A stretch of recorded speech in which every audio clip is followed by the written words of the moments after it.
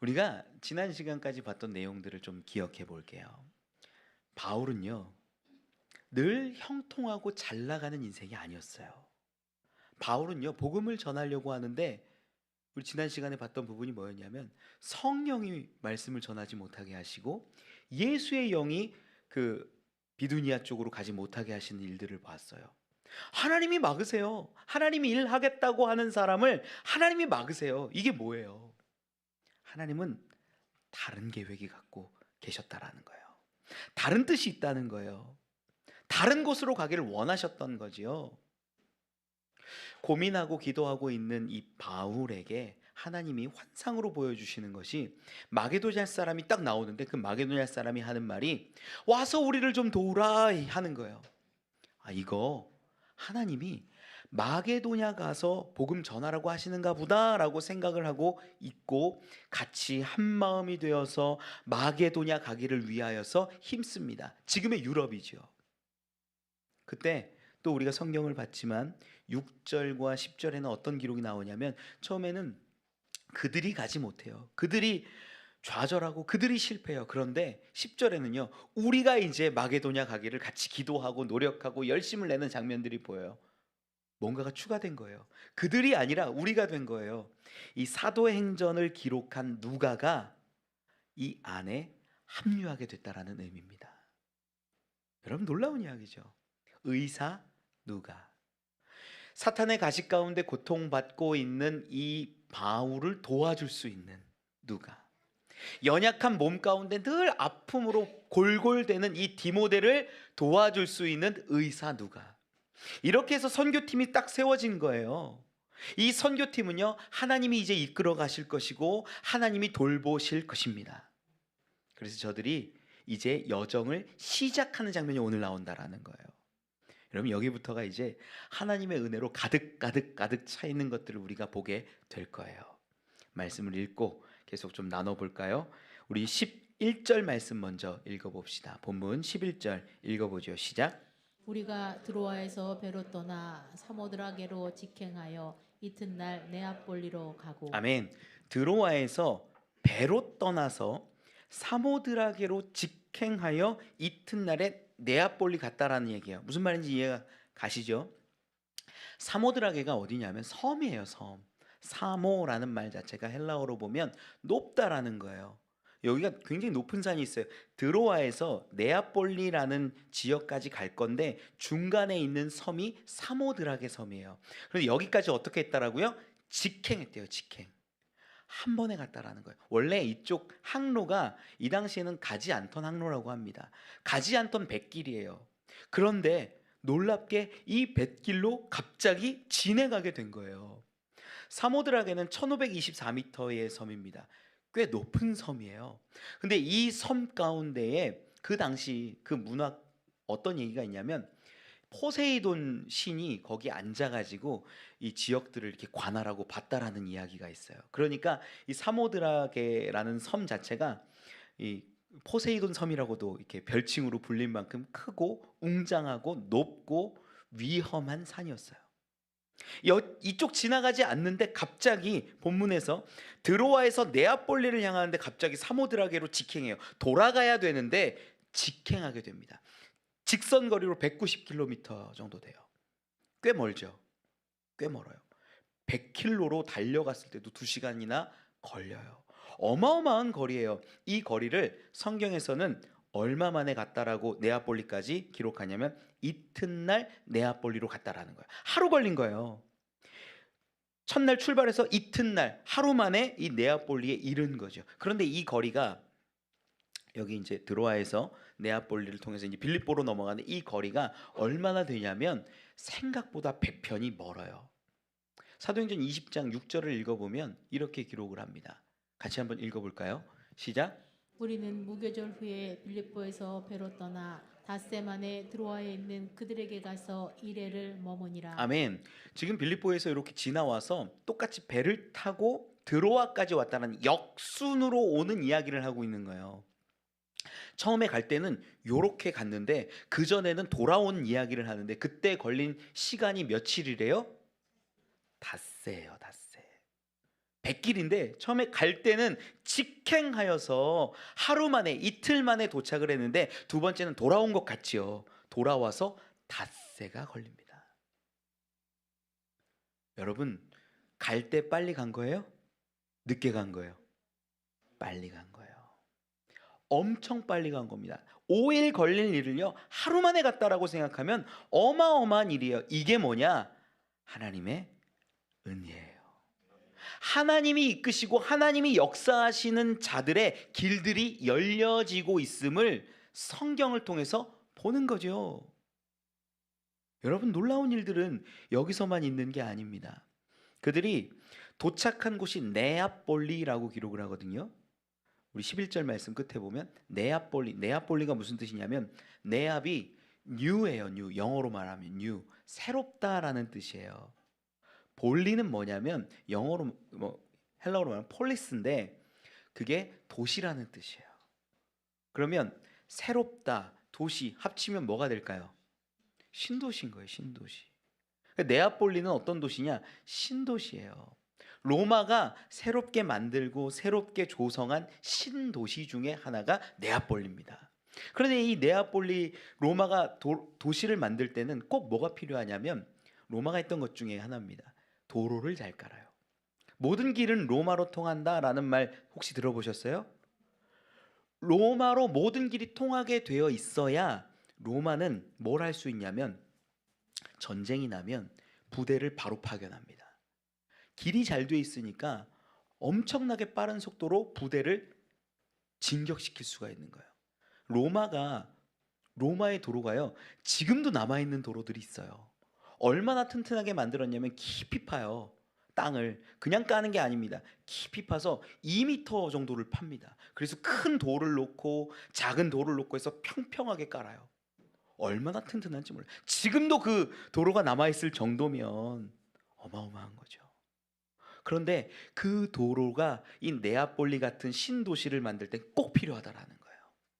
여러분, 이 도로를요 로마 사람들이 뭐라고 부르냐면 이그나티아 대로라고 부릅니다.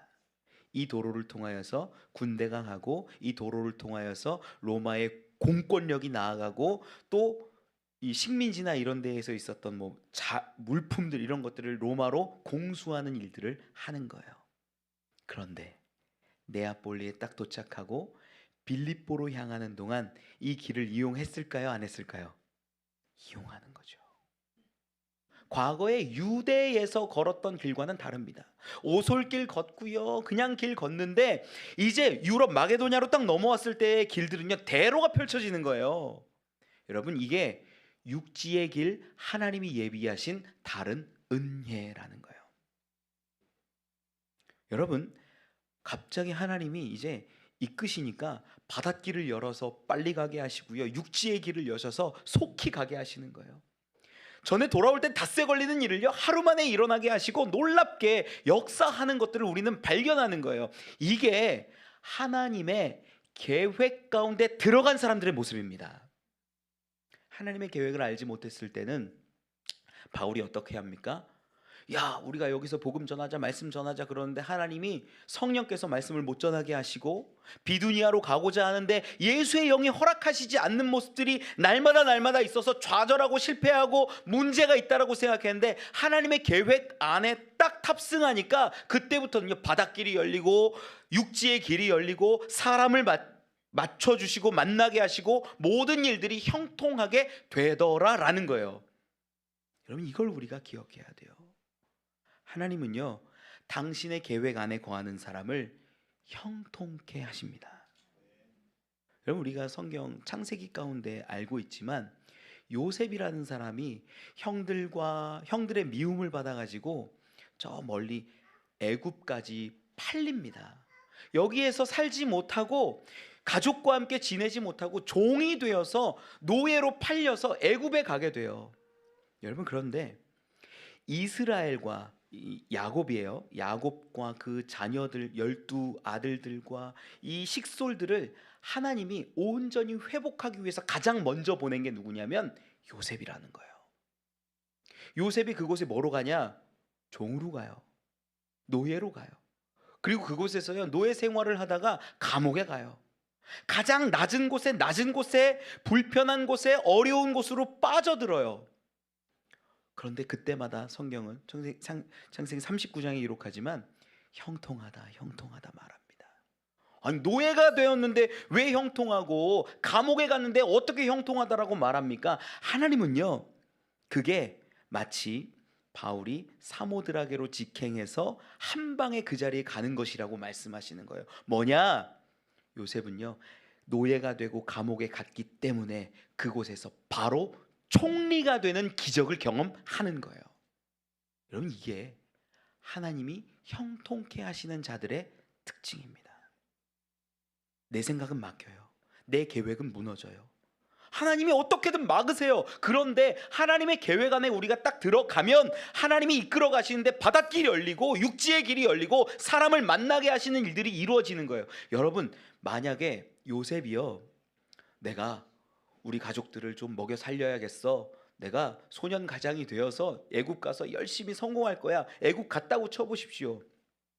9급 공무원, 7급 공무원, 5급 공무원으로 갔다고 칩시다. 거기서 성공해봤자 얼마나 성공합니까? 장관까지 가는데요, 10년이 걸리고 20년이 걸릴 수 있습니다. 총리가 되려면요, 운이 좋아야 가능한 겁니다. 안 돼요. 그런데 하나님은 오히려 노예로 보내시고 감옥에 가게 하셔서 그를 총리까지 한 번에 직행하게 하셨다라는 거예요. 오늘 본문도 그러한 이야기죠. 내 생각과 내 계획은 막히지만 하나님의 뜻 안에 올라탄 사람들은 하나님께서 끌어가실 때는요, 막힘이 없음을 믿습니다. 장애가 없음을 믿습니다. 어려움이 없음을 믿습니다. 실패가 없음을 믿습니다. 여러분, 이럴 때 아멘 하는 거예요. 여러분, 아멘으로 받으시는 거예요. 그때 우리의 삶이 하나님의 뜻 안에 들어갈 때 온전하게 끝까지 이루어지는 거죠. 전 그렇게 되기를 축원합니다. 여러분, 그렇게 해서 네아폴리에 가서 어디를 가냐? 빌립보에 가게 돼요. 본문 12절 말씀 같이 읽어볼까요? 시작. 거기서 빌립보에 이르니 이는 마게도냐 지방의 첫 성이요 또 로마의 식민지라. 이 성에서 수일을 유하다가. 아멘. 빌립보에 이제 이릅니다. 여기가 목적지였던 거예요. 빌립보에 이르는데 빌립보를 가르쳐주는 이 설명이 두 가지가 있어요. 첫 번째는 뭐냐면 마게도냐 지방의 첫 성이래요. 첫 성. 순서적으로 첫 번째 성이다라는 의미죠. 그런데 이게 헬라어로는 프로토스라는 단어를 쓰는데, 스타크래프트 게임 아니에요. 오해하지 마세요. 프로토스라는 단어를 쓰는 그게 뭐냐면 맞이다, 이런 뜻이에요. 맞이다. 그러면 순서적으로 첫 번째라는 의미도 당연히 가지고 오고, 두 번째는 어떤 의미가 있냐면, 우린 맞이라고 하면 어떤 느낌이 있어요? 크다라는 느낌이 있는 거예요. 맞이다. 그러니까 순서적인 의미도 있는데 우리나라 말이랑 비슷해요. 맞이가 제일 비슷한 것 같아요. 그 성 자체가 큰 성이고 위대한 성이고 정말 모든 것이 잘 갖춰져 있는 그런 성이라는 거예요. 큰 첫 성. 그리고 성경이 기록한 게 로마의 식민지래요. 식민지라고 하면 우리는 딱 떠올리는 게 가난하고 궁핍하고 우리의 모든 것들을 다 뺏긴 그런 식민지라고 생각하는데, 여기는 콜로니아라는 단어를 쓰는데 그게 뭐냐면 로마가 세운 도시라는 거예요. 그 의미야. 로마에 의해서 만들어진 도시다라는 게 이제 콜로니아예요. 그러다 보니까 이 도시는 특징이 뭐냐면 로마가 특별히 세워서 그 안에 사람들에게, 실제로 빌립보 사람들은요, 시민들은요, 로마 시민권을 줬습니다. 특혜예요, 특혜. 그러니까 우리가 생각하는 식민이랑 전혀 다른 개념이에요. 직할시의 개념이에요. 직할시의 개념이에요. 그래서 그 사람들은요, 세금 혜택도 받고요, 뭐 재판권도 갖고 자치권을 갖고 굉장히 부유한 사람들이 되었어요. 이 빌립보라는 지역 자체가 큰 성읍이고 로마가 인정하는 성읍이고 로마의 문화와 영향이 가득한 시였다라는 거예요. 그런데 여기서 바울은 뭘 보냐면, 제 생각이에요, 로마를 보는 거예요. 그런 시들의 특징이 뭔지 아세요, 여러분? 로마가 은혜를 베풀어서 빌립보라는 성을 세우면 그 성은요, 로마와 황제를 찬양할 수밖에 없는 거예요. 우리에게 이런 세금 혜택도 주네, 우리를 시민으로 인정해 주네, 우리에게 여러 가지 자치권도 주고 여러 가지 풍요로움을 우리에게 주네. 로마 황제들이 약간 이상한 사람들이 많습니다. 약간 또라이들이 좀 있어요. 그러다 보니까 로마 황제들이 막 정치를 잘 하다가도 갑자기 좀 획가닥하면 야 그거 알아? 내가 사실은 신이야. 나를 믿어. 나를 경배해. 이런 로마의 황제들이 꽤 많았어요. 그래서 황제 숭배 사상도 생기고 황제가 신이라고 이야기를 했던 거거든요. 그런 일들이 이 빌립보까지 영향을 미치는 거예요. 로마는 우리의 신이야. 그걸 지금 바울이 보는 거예요. 로마로 가고 싶어하는 마음이, 저는 이건 개인적인 거예요. 제가 빌립보를 보면서 로마를 가고자 하는 마음이 더 깊어졌을 것으로 여겨져요. 내가 여기 가서 진짜 하나님을 전하리라. 내가 여기 가서 하나님의 역사하심을 드러내리라. 내가 이곳을 통하여서, 로마를 통하여서 모든 나라에 펼쳐진 그 길을 통하여 복음을 선포하는 삶을 살리라. 그런 마음을 바울이 가지지 않았을까? 제 생각이에요. 충분히 가능하죠. 이 빌립보 지역에 이르게 됩니다. 거기에서 수일을 유하고 있었어요. 그리고 본문으로 돌아와서 13절 읽어봅시다. 시작. 안식일에 우리가 기도할 곳이 있을까 하여 문 밖 강가에 나가 거기 앉아서 모인 여자들에게 말하는데. 아멘. 며칠을 머물다가 안식일이 되어서 기도하자 해서 간 곳이 어디냐면 강가예요. 이들이 기도를 하기 위하여 간 곳이 강가다라고 이야기하는 건 예수님의 가르침과는 조금 사뭇 결이 다릅니다. 예수님은요, 마태복음 6장에 뭐라고 말씀하시냐면 6절에 이렇게 이야기를 하세요. 마태복음 6장 6절만 좀 읽어볼까요? 같이 읽어봅시다. 시작. 너는 기도할 때 내 골방에 들어가 문을 닫고 은밀한 중에 계신 내 아버지께 기도하라. 은밀한 중에 계시는 내 아버지께서 갚으시리라. 아멘. 기도는 골방에서 하는 거야 라고 예수님이 가르쳐 주세요. 이 기도의 특징은 이런 겁니다. 너 기도하는 거 사람들 보일 필요 없어. 드러낼 필요 없어. 너와 하나님과의 그 온전한 관계 하나면 충분해. 이렇게 알려주시는 거예요.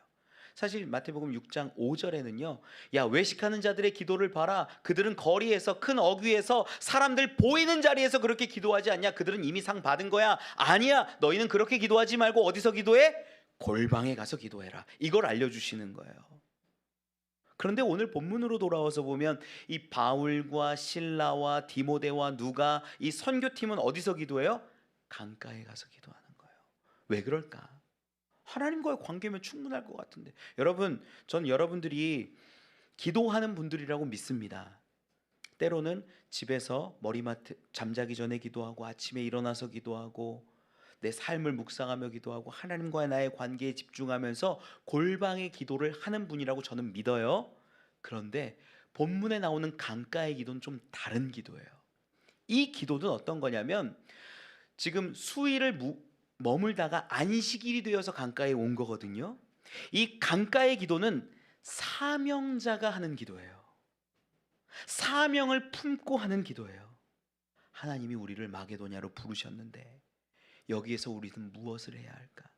정말로 여기 있는 바울과 실라와 디모데와 누가 같은 사람들이 기도만을 목적했다면 모인 숙소에서 기도하는 게 나을 수도 있어요. 여기서 기도하자, 우리 손 붙잡고 기도하자, 부르짖어 기도하자 하면서 거기서 통성 기도해도 돼요. 그런데 그들은 거기서 기도하지 않고 강가로 나왔다라는 거예요.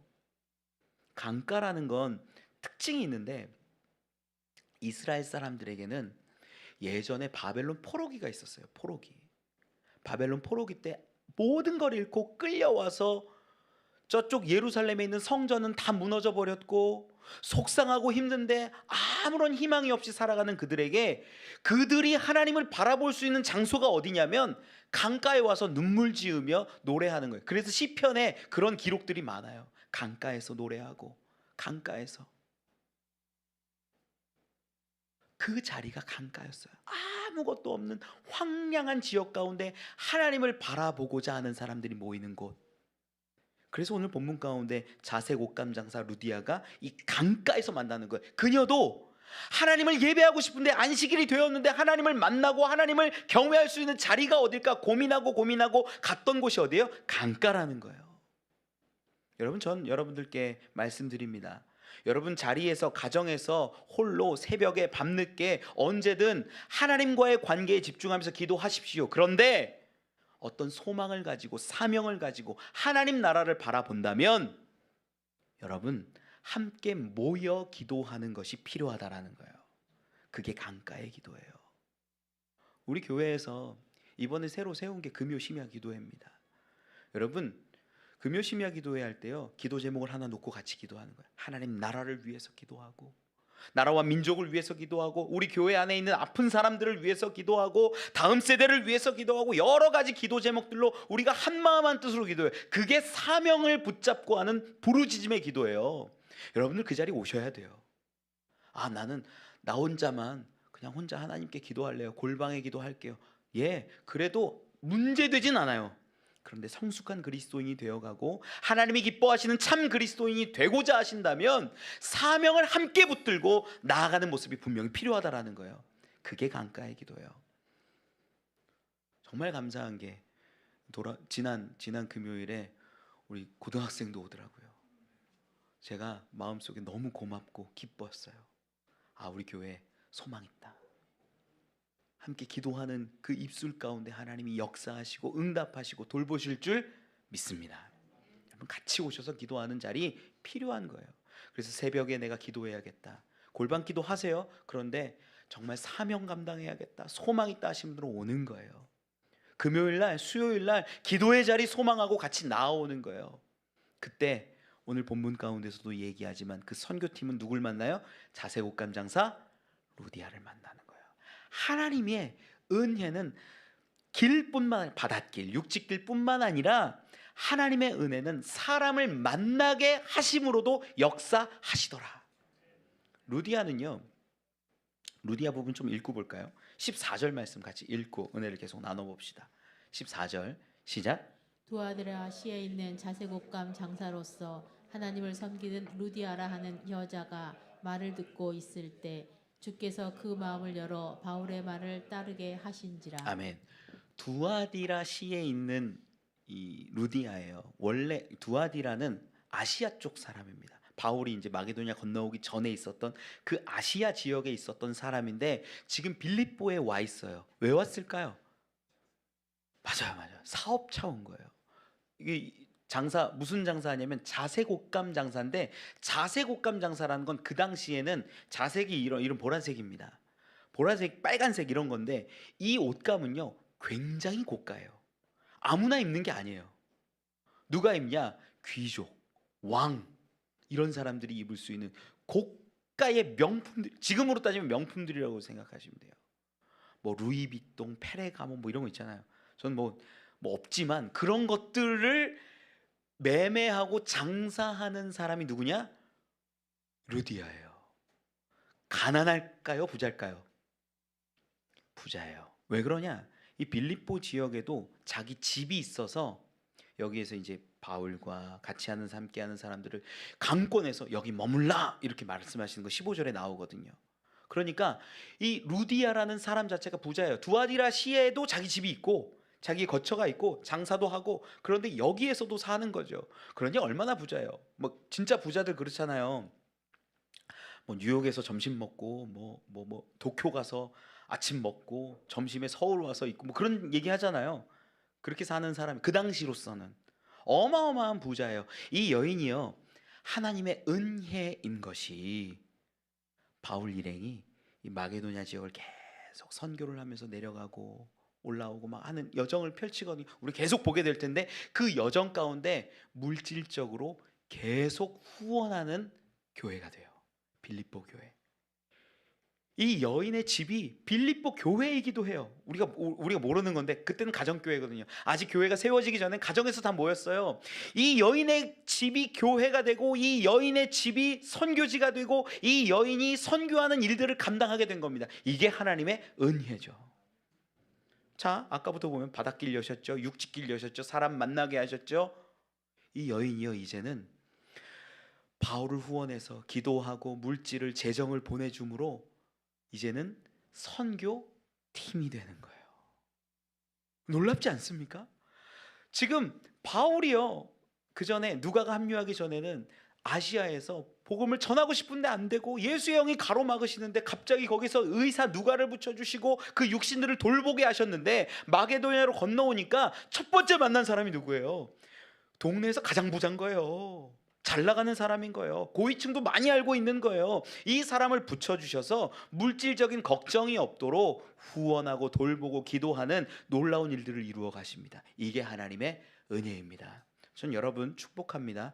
여러분들의 인생 가운데, 가정의 앞길 가운데 바다의 길이 열리고 육지의 길이 열리고 정말로 필요한 사람들을 붙여주셔서 걱정과 근심이 없이 하나님의 일 잘 감당할 수 있었으면 좋겠습니다. 축복합니다. 소망으로 나아갈 때 우리는 그러한 경험들을 하게 될 줄 믿습니다. 그런데 본문 가운데서도 기록하지만 이 루디아가 어떤 사람이라고 이야기를 하냐면 14절에 하나님을 섬기는 루디아라 하는 한 여자가 이렇게 기록을 해요. 그러니 바울이 지금 복음을 전하고 하나님을 이야기하기도 전에 이미 이게 이제 현재형이거든요. 세메보스라는 단어를 쓰는데 세베모스라는 단어를 쓰는데 이게 현재적으로 하나님을 섬긴다는 거예요. 이게 자기를 향하여서 이 단어를 쓰면 경건하다라는 게 되고 누군가를 위해서 쓰면 이게 예배한다라는 게 돼요. 요 단어가. 그러면 지금 하나님을 경배하고 예배하기 위해서 이 안식일에 특별히 강가로 온 여인이라는 것을 우리는 알게 되는 거예요. 여기서 바울이 만나는 거예요. 바울은 아마 하나님 우리에게 어떻게 하실 겁니까? 마게도냐로에 왜 오게 하셨습니까? 우리가 누구를 만나야 하며 어떻게 하시기를 원하십니까? 막 기도하면서 같이 이야기하고 바울과 실라와 디모데와 누가가 그렇게 선포하고 있을 때 여인이 그들의 말을 들었을 겁니다. 어쩌면 바울이 또 설교하는 가운데 들었을 수도 있습니다. 루디아가 그것을 들으니까 어떻게 됐다라고 이야기를 하냐면 14절 끝에 보면 주께서 그 마음을 열어 바울의 말을 따르게 하신지라. 루디아의 마음을 열어주신 거예요. 루디아의 마음을 열어주셔서 바울의 말을 다 듣게 하시고 믿게 하시고 따르게 하셨다라는 거죠. 여러분, 하나님이 한 영혼 한 영혼을 직접 구원해 내시는 분임을 저는 믿습니다. 우리 이 부분을요, 근데 좀 오해하는 분들이 계세요. 야, 하나님이 하시겠지, 하나님이 하실 거야, 그리고 아무것도 안 하는 분들이 계세요. 하나님이 하실 거니까 냅둬, 확 내 맘대로 살고, 하나님이 하시겠지, 하나님이 일하실 거야, 가만히 있고, 하나님이 하시겠지, 조용히 있고. 여러분, 아니에요.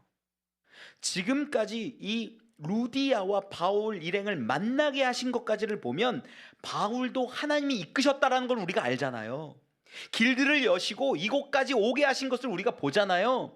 그러면 이 만남 자체에 바울이 순종하여 왔다라는 것도 우리는 분명히 보는 거예요. 그러면 하나님이 기뻐하시는 한 영혼의 열매 맺어지는 건 하나님이 루디아에게 마음을 열게 하시고 루디아의 마음에 강권하셔서 복음을 듣게 하시는 것도 맞지만 바울을 통하여 그 일을 하셨다라는 걸 분명히 보는 거예요. 여러분, 누군가 전도하기 위해서는요, 우리의 순종이, 우리의 나아감이, 우리가 바울같이 행하는 일들이 분명히 반드시 필요합니다. 여러분, 이걸 모르면요, 한 영혼이 열매 맺어질 수가 없는 거예요. 하나님, 제가요, 저 사람 구원하기 원합니다. 가나안 교인 구원하기 원합니다. 교회 안 다닌 사람 교회 왔으면 좋겠습니다. 혼자 기도하는 거 아무것도 아니에요. 그건 하나님과의 관계를 위한 거라고 그랬잖아요.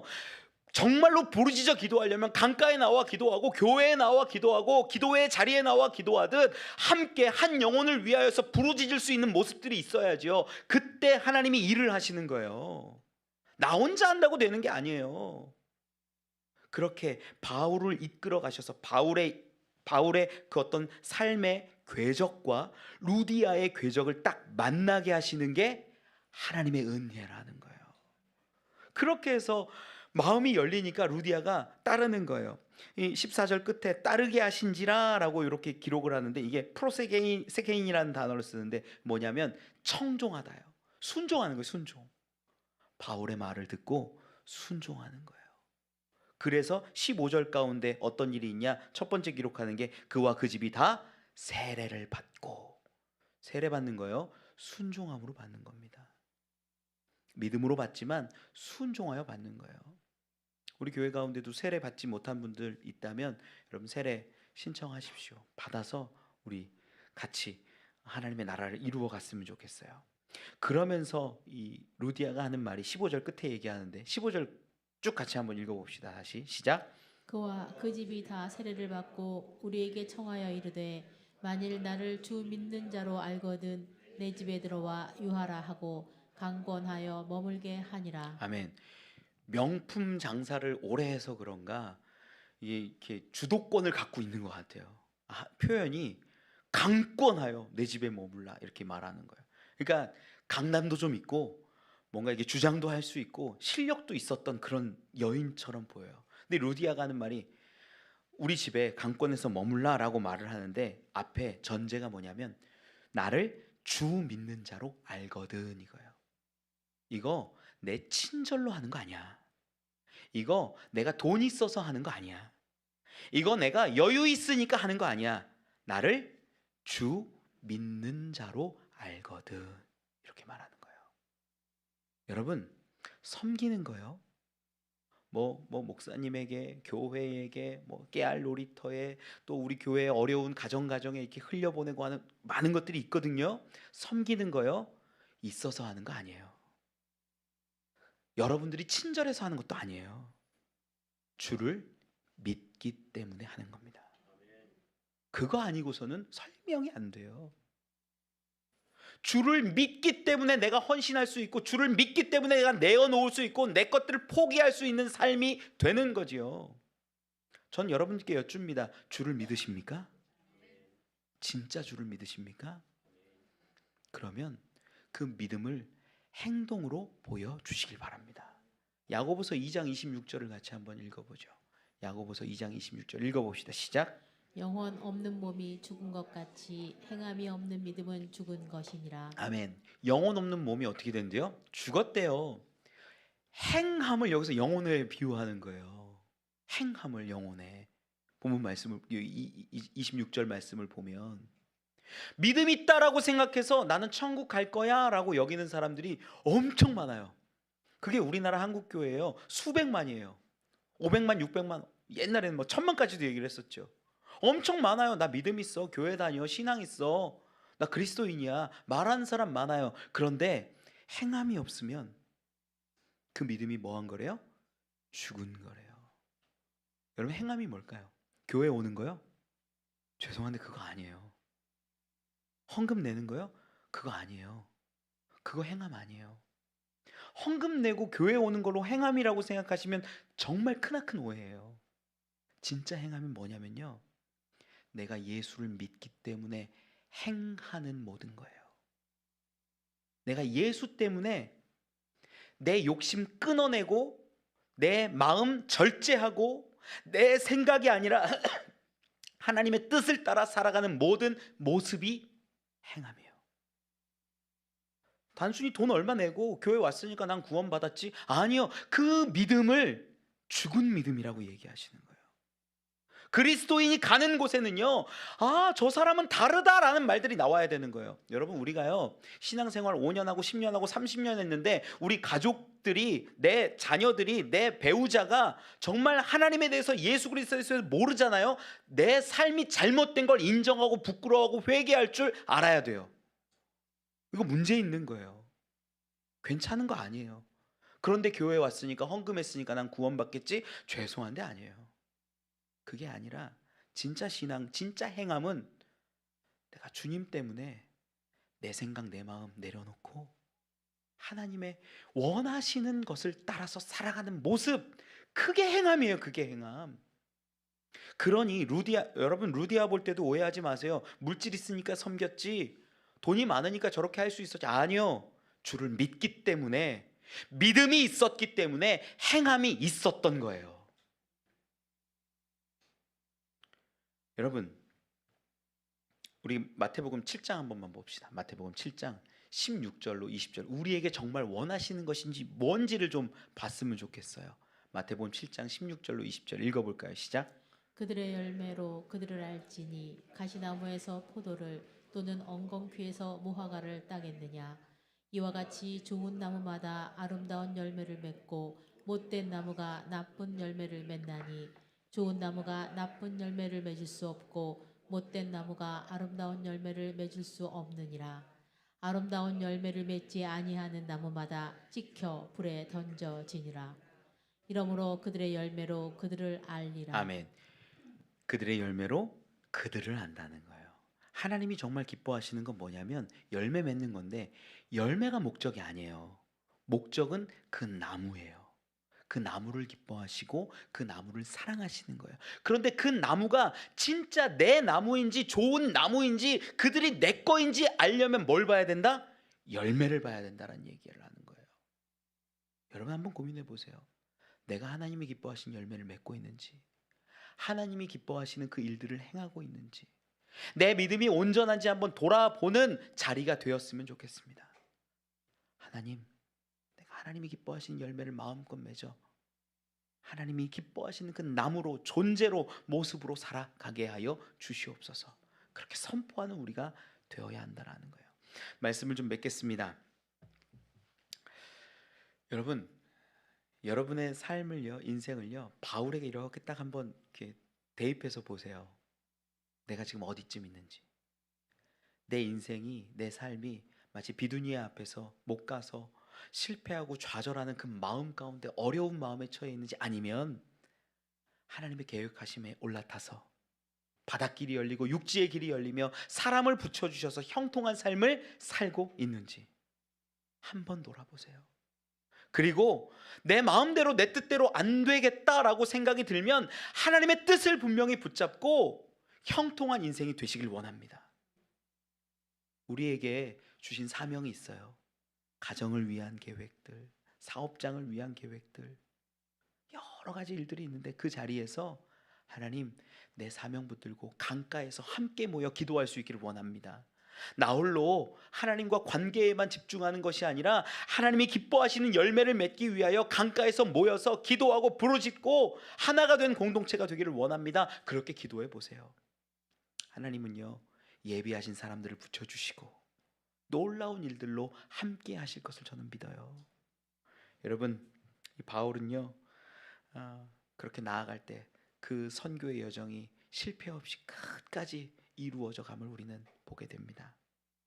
여러분 또한 믿음, 행함과 결코 분리될 수 없다라는 것을 알고 행함으로 아름다운 열매 올려드리는 저와 여러분 되기를 축원합니다.